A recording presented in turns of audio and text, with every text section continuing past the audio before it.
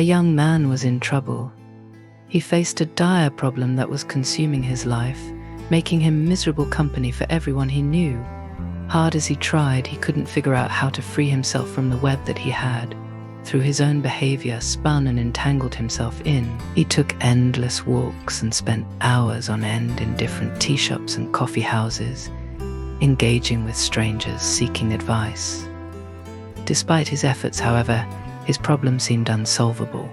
One day, he entered a particular coffee house for the first time and saw an older man sitting quietly in a corner. He recognized him immediately but didn't approach him right away. Instead, he sat at a table where he could keep the man's profile in view.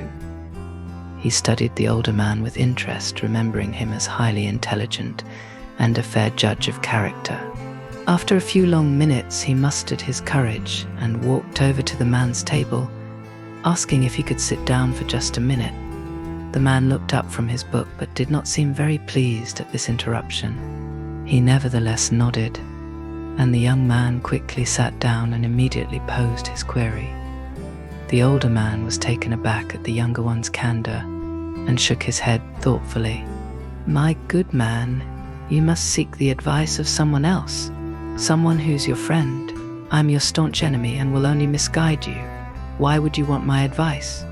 You need a compassionate ear, one who only wants the best for you.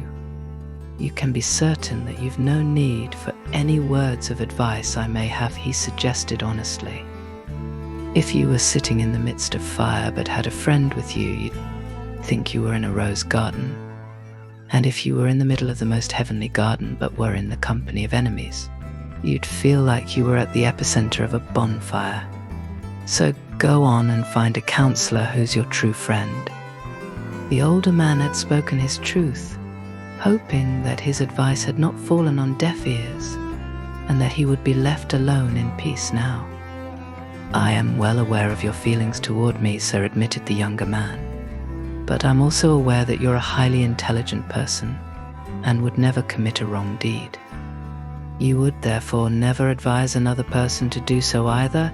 That's why I trust your judgment far above my own or any friends.